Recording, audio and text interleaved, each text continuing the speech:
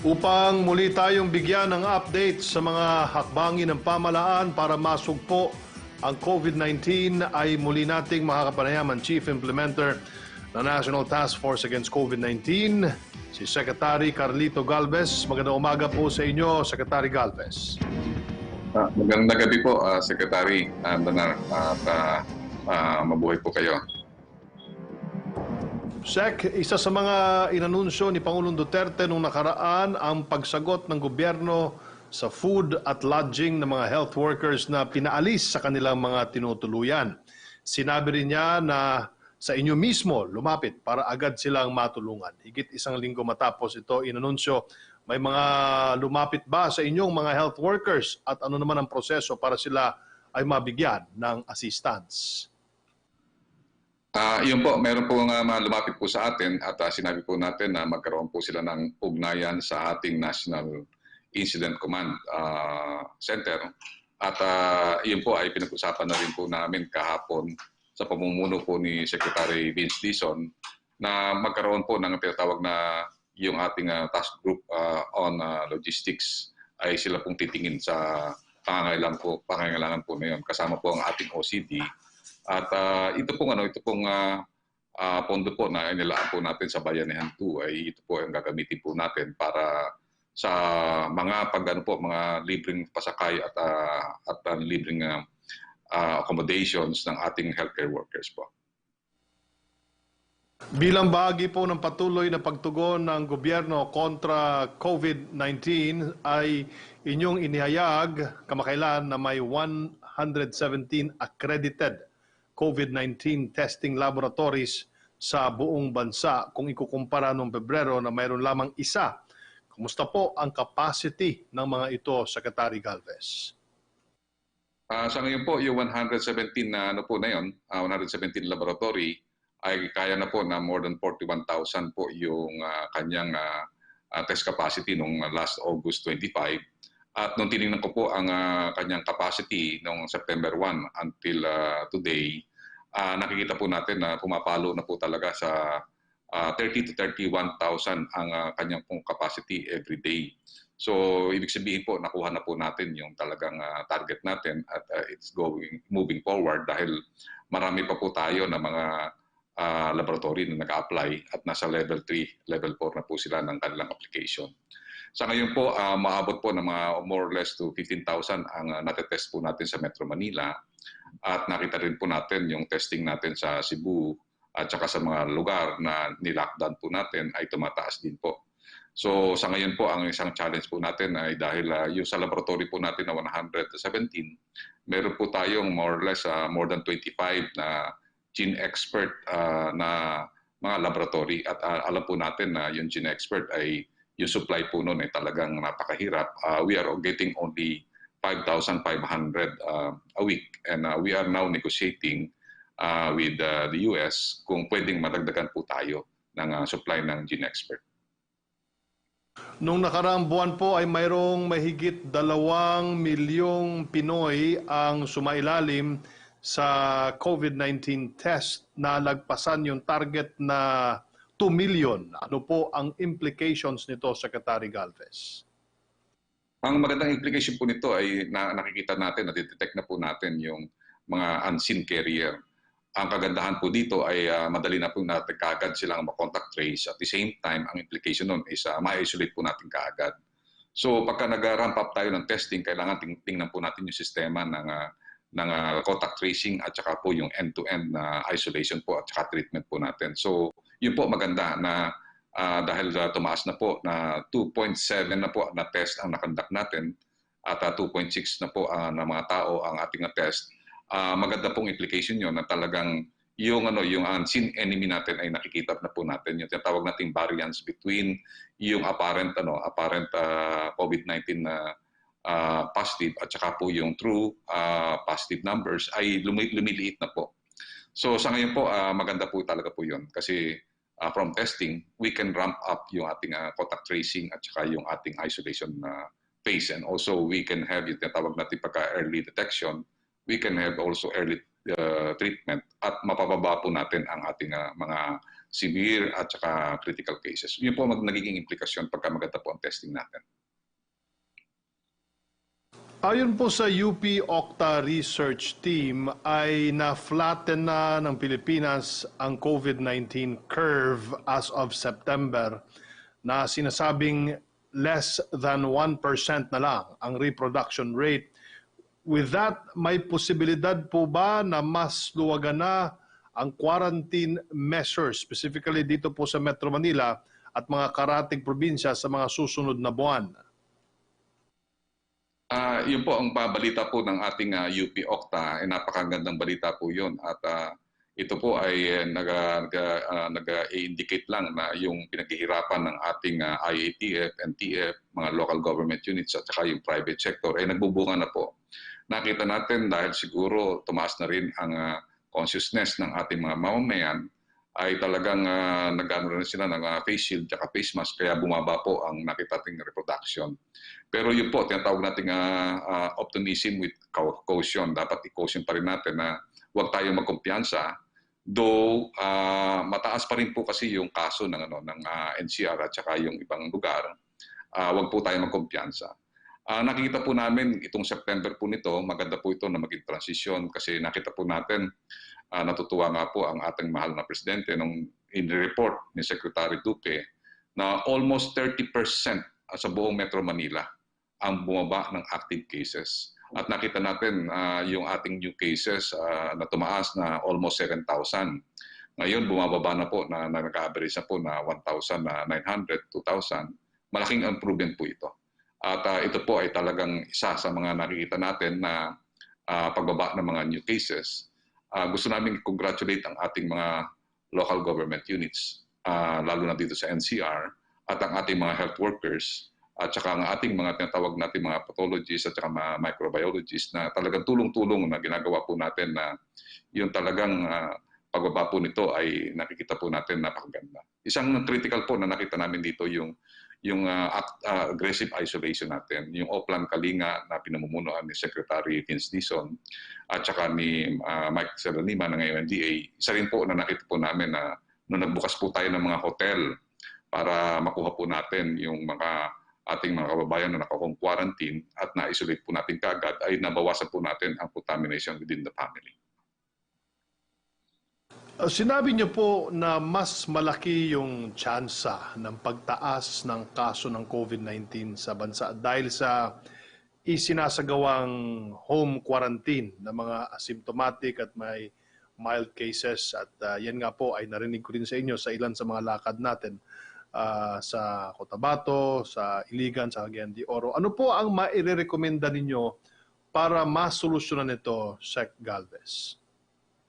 Nag-usap po kami nag-usap po kami ni Secretary Anyo. Dahil kasi meron po tayong joint memorandum ng DOH at DILG na inaalaw natin ng home quarantine.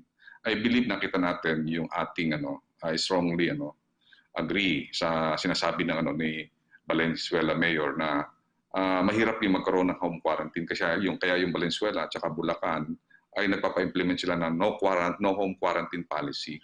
So talagang kailangan po yung isolation phase natin is very aggressive at saka absolute. Na lahat po ng positive, kailangan po talaga natin i-isolate. Kasi nakita po natin, even yung mayayaman po na nag-home quarantine, nagkakahawahan po yung kanilang mga kamag-anak. So ang po namin nila General Anyo ay magkaroon po ng rescission ng IATF resolution na talaga pong i-discourage po natin or i-disallow na po natin yung home quarantine. Kasi nakita po natin sa Region 3, sa Region 4A, sa Manila, and even nakita natin yung experience natin sa Navotas at saka sa Pateros. Nung tinanggal po natin yung home quarantine sa area na yun, talaga nakita natin bumaba na napakalaki ang mga kaso po doon sa area po na yun. At nakikita po natin na talagang kung magkakaroon po tayo ng aggressive isolation ng mga positive cases at maihiwalay po natin yan sa community, malaki po ang chances na pati po yung first contact ng mga positive cases, mahiwalay po natin kaagad, malaki po ang chance na talagang bababa ng, hindi lang po magpa-plateau, but magbababa po, hindi lang magpa-flatten ng curve, kundi bababa po ang ating cases into a single-digit number. At dahil po sa mabilis na pagtaas ng kaso ng COVID-19 sa Bacolod City, ay inirekomenda ng DILG na isailalim sa MECQ ang lugar. Samantala, hiniling rin ng gobernador ng Lanao del Sur na iligay din sila sa MECQ. Tama po ba ito? Ano po ang tugon ng task force dito? Nung po nga gumawa po tayo ng presentation kahapon sa IATF, isa sa mga rekomendasyon po ng National Task Force ang iangat po i-escalate po natin ang quarantine control ng Lanao del Sur at saka po ng Bacolod. Dahil po ang Lanao del Sur, as recommended by Governor Mamintal Adjong, sabi niya talagang tumataas na rin yung kanyang kaso. And then ganoon din po, nag-usap din kami ni Bacolod Mayor na talagang tinitingnan namin talagang napakataas ng kanyang rate of increase. Yung attack rate napakataas po. Mas mataas pa po sa Iligan.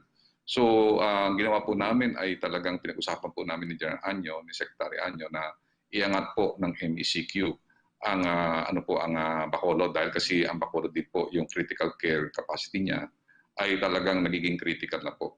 Sa ngayon po, pupunta po kami bukas sa Bacolod para po matulungan ang paggawa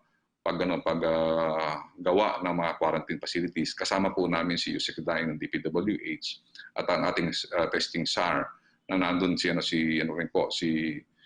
Sec Beans at kasama rin po natin si Mayor Magalong. Yung buong team po natin ng ating strategiya ng test, treat, isolate, and trace ay kasama po natin para at least makumpleto po natin yung mga tinatawag nating interventions para mapabilis po na before the end of September ay maging normalize na po yung ating Bacolod City and Negros pati yung Iloilo.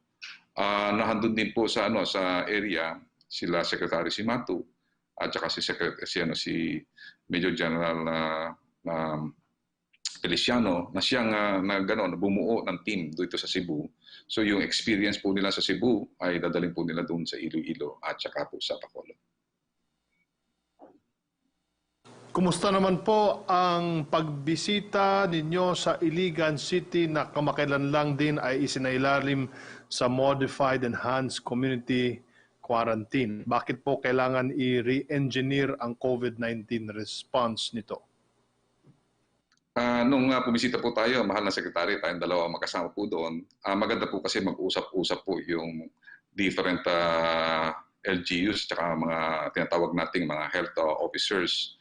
Maganda po kasi nahandun si Lanao del Norte, nahandun din po si Lanao del Sur, nahandun din po si Marawi Mayor and also si Mayor Regencia. Maganda po kasi pagka ganun po, nagsama-sama po lahat, maganda po yung magkakaroon po ng tinatawag natin na one-stop shop solution. At the same time, makapagkaroon po tayo ng tinatawag na one referral hospital. Kasi nakita po natin, napaka-critical po ng location ng Iligan at saka Lanao del Sur.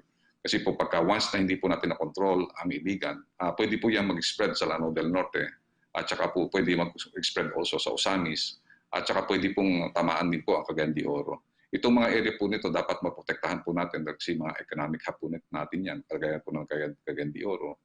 So yun po ang maganda dahil kasi pagka nag-uusap-usap, yung mga different leaders ay collectively na maayos po ang ginagawa. Yan po ang ginagawa po ng Davao City kaya nakita natin wala tayong problema sa Davao City at saka dito po sa area ng Region 11 dahil kasi nag-uusap-usap po ang lahat ng governor at saka kinukupasan po ng ating mahal na Mayor Sara yung mga dapat gawin po. Yun po ang nakikita po natin na pagka once na nakakaisa po yung mga leaders at saka yung health workers, nakakasama rin po sila, ay makita po natin na very collective po at saka mataas po ang participation ng mga tao para labanan po ang ating COVID-19 dito sa mga areas po nito. Napaka-successful po ang ating pagbisita po doon. At I would like to thank you for giving us the opportunity to serve our people with you, Mr. Secretary, Sec Martin. Maraming salamat din po, Sec Galvez, at pasensya na po kayo at bukas meron sana tayong Bacolod, kaso pinatawag po tayo ng Kongreso para sa congressional budget hearing. Pero puntahan po muna natin si Yusek Rocky para sa mga katanungan ng mga kasamahan sa media. Please go ahead, Rocky. Opo, good morning, Secretary Galvez. And ang tanong po natin ito, yung lagi po itong tinatanong ng ating netizen, hindi lang po naman kasamahan sa media, ito'y pwede na rin pong sagutin ni Secretary Andanar kasi inilalatag niyo po daw yung mga programa natin para maprotektahan po ang mamamayang Pilipino laban po sa COVID-19. Pero kayo naman daw po sa panig ninyo, paano nyo naman daw po pinoprotektahan yung mga sarili ninyo kasi po katulad niyan kayo po ay magtutungo sa Bacolod City na sinasabi po ay sinailalim na nga sa MECQ at sa Lanao del Sur dahil po sa tumataas na kaso. Secretary Galvez. Ang sikreto ko lang po ay talagang yung minimum health standard, faithfully ko po at saka seriously ko po na in-observe. Kung makikita niyo po na laging po suot is NK95 at nakita niyo po lagi ako naka-face shield, and then hindi ko po binubuksan ang aking mask anytime at saka minimize ko po ang pagkain dun sa gatherings. So yun rin po ang inano ko po na talagang dapat maging malakas po ang katawan natin, exercise at saka po yung mag-inom po tayo ng vitamins at saka po yung talagang kailangan din po talaga yung conscious tayo at saka self-aware po tayo na pwede po tayo ng tamaan ng COVID-19. At saka regular din po nakapatest din po ako ng RT-PCR, lalo-lalo na pagka may mga meeting po tayo sa mahal na presidente. Opo, Secretary, meron po bang mga guidelines din na pinatutupad yung mga cabinet members natin? Kasi po, karamihan po sa mga cabinet members ay sinasabi nga po na tumutulong na sa LGUs para po i-assist talaga sila sa pagpapatupad po o matiyak na maayos yung pagpapatupad nitong ating mga guidelines laban sa COVID-19. Kasi aside from you po, si Secretary Martin kasama nyo at marami pa rin po sa ating mga cabinet members ay umiikot para dito, Secretary. Yun po, talaga pong very conscious po talaga ang ating mga cabinet secretaries at saka yung minimum health standard protocol talagang seriously na talagang in-observe po namin. At nagpapasalamat po ako sa mga cabinet members na talagang tumutulong po na i-supervise at saka puntahan ang ating mga LGUs lalo na po sa Metro Manila. Malaki po ang naging impact, nakita po natin talaga na yung pagbisita po natin, nagiging inspiration po natin ang ating mga LGUs at saka ating mga healthcare workers. Nagiging maganda po yung ating samahan. Opo. Secretary Martin, kung pwede daw po ay sagutin niyo rin yung ano daw po yung ipinatutupad ninyo ring guidelines para naman po maprotektahan din yung inyong pangangatawan at inyong health dahil kamakailan din po kasama nga si Secretary Galvez nagdibot din po kayo sa Mindanao. Secretary Martin? Sa pangunguna po ni Secretary Galvez, ay siya po talaga ay stricto pagdating po sa health protocol. So, pinagsasabihan niya kami lahat, ni lahat na kasamahan niya, and it's really first-hand experience on my side na kailangan naka-face mask, naka-face shield. At para po naman sa ganang akin ay bukod dun sa mga health protocols tulad ng mga social distancing at yung mga reminders sa Secretary Galvez every time we go out sa iba pang mga probinsya, ay maraming vitamina, Rocky. Vitamin A, vitamin B, C, hanggang zinc. Siguro mga 5 yung vitamins ko na iniinom. Okay. Salamat, Secretary Martin. Salamat, Secretary Galvez. Saludo po ako sa inyo. Mag-iingat po kayo sa paggawa niyo o pagtupad niyo sa inyong tukulin. Maraming salamat po. Salamat po, Sec Galvez.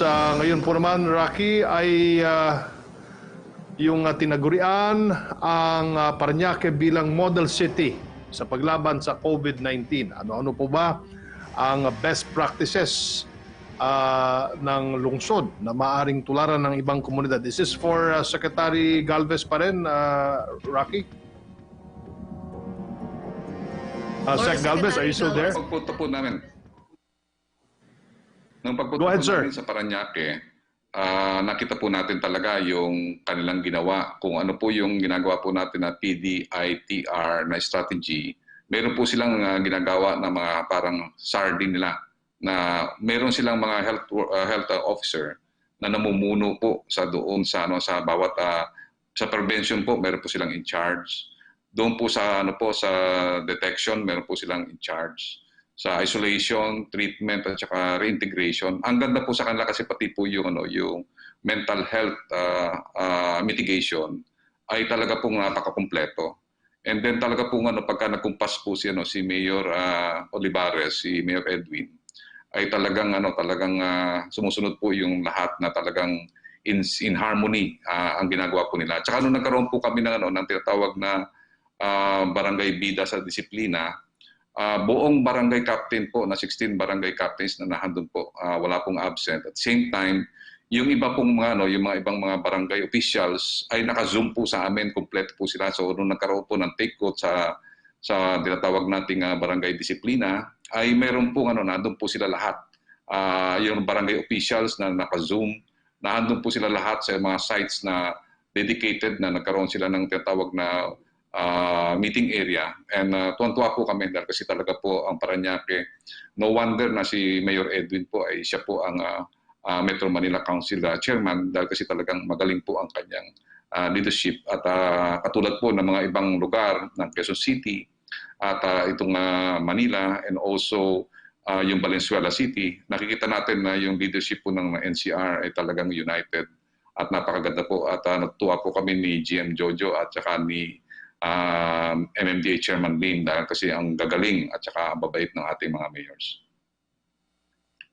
Katuwang po ang DOH at MMDA ay inilunsad po ninyo ang Mask para sa Masa campaign kung saan hinighlight nito ang mahalagang gampanin ng mga LGU upang mapuksa ang COVID-19. Can you expound on this campaign, sir?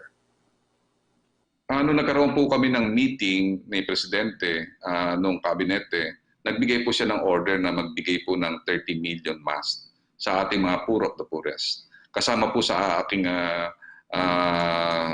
katungkulin na ibigay po yun, ibigay po natin na kasama po si DOH Secretary Duque, yung mga pangangailangan po ng mga mask. Kasi po nung meeting na yon, sinabi nga po ni Secretary Anyo na yung mga bansa na naging matagumpay sa paglaban sa COVID, talaga pong ibinibigay po yung mga pangangailangan ng mask doon sa mga nangangailangan po, lalo na po sa ating mga congested na areas dito sa Metro Manila at saka mga cities. So yung pong kampanya po natin na yun ay patuloy po natin gagawin at saka bibigyan po natin ng ayuda din yung ating mga local producers ng mask.